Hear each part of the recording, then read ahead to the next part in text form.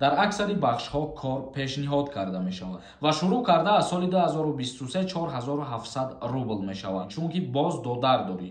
ва дар прямой эфир бисёртар ба саволҳои шумо ҷавоб гардонему мушкилиҳои шуморо суҳбат кунем. Зодрӯзада ту 27 сола ки бишай аллакай озод мебошӣ бародар. Ширкати Шифофармо барои шумо дорӯҳои безарар ва фоидаоверро тавсия медиҳад.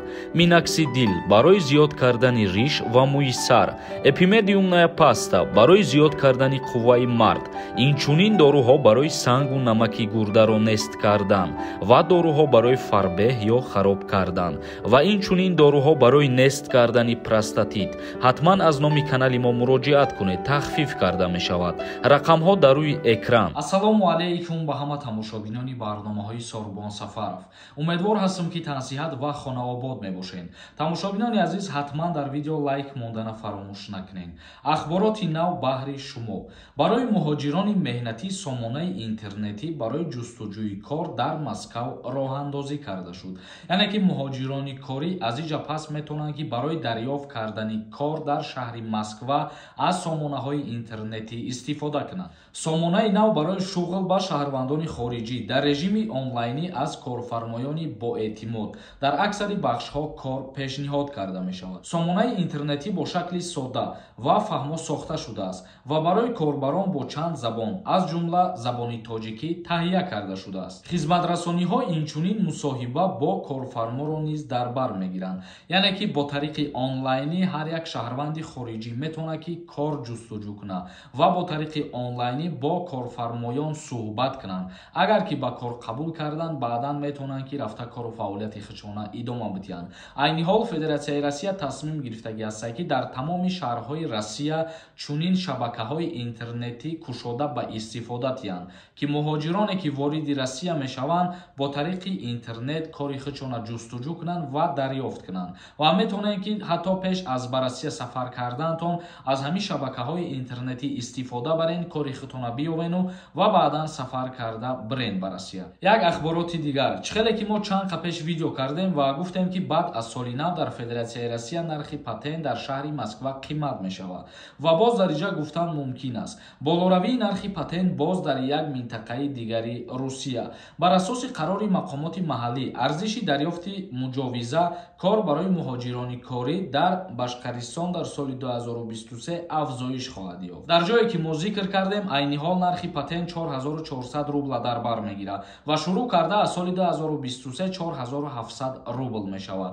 ногуфта намонад ки баъди соли нав дар тамоми шаҳрҳои Федератсияи Россия болоравии нархи патент ба назар мерасад. ахиран шаҳрдори Москав низ қайд намуда буд ки дар соли 2023 махсус дар шаҳри Москва патент 6600 рубл мешавад ва айни ҳол дар Санкт Петербург вилояти Ленинград боша патент 4200 рубл мебошад ва баъди соли нав баробар ба 4400 рубл мешавад ва инчунин дар Самара айни ҳол нархи патент 4400 рубл мебошад ва шурӯъ карда аз соли 2023 нархи патент дар Самара 5700 рубл мешавад.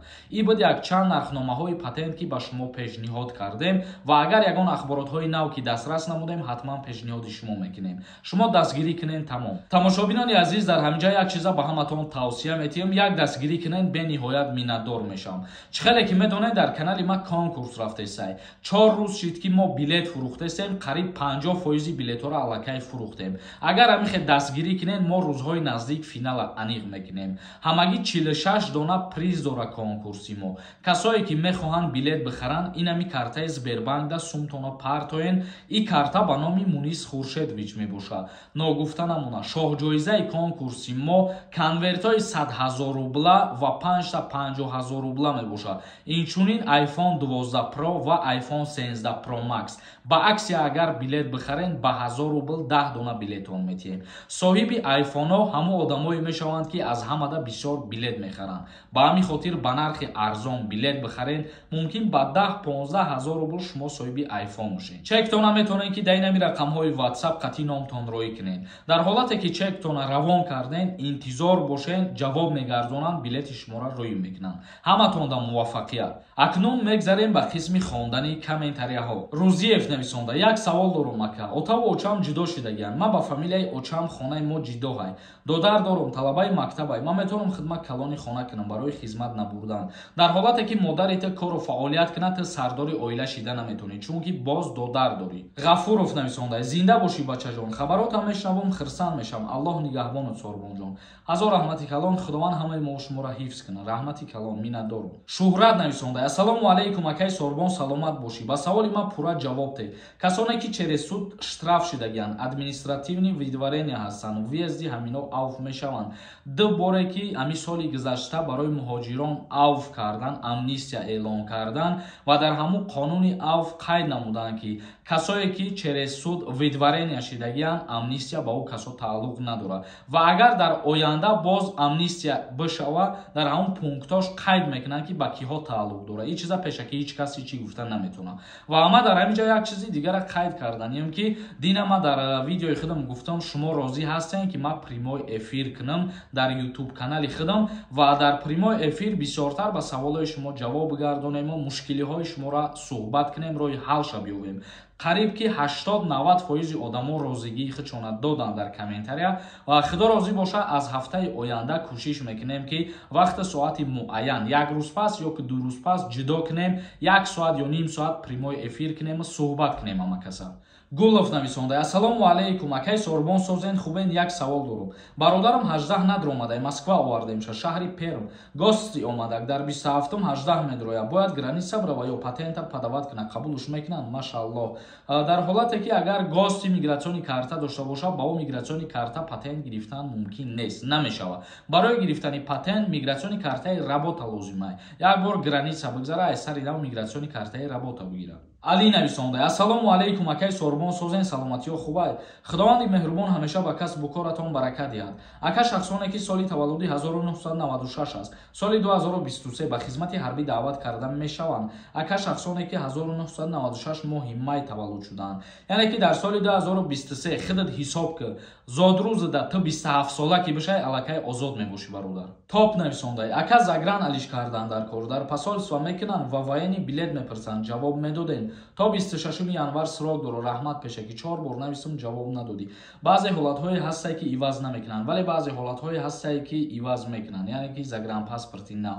Дар ҳолати гирифтани загранпаспорт дар ҷумҳурии Тоҷикистон ё ки посоли Тоҷикистон дар Россия, ягон кас аз шумо военни билет талаб намекунад. Неъматов нависонда: ассалому алайкум акай Сорбон, ман 2 моҳ шуд ки официални кор кардесам. Ман метавонам ҳамин моҳи декабр патент продлит карда. Патент касое метавонанд продлит кунанд ки бо корхонаҳошон трудовой договор дошта бошанд. Агар касое ки официални кор кардесен, яъне ба патент доштана шумо официални биген, шумо наметавонед тоқа бо патент доштанатон бе гузаштани граница продлитиш кунед.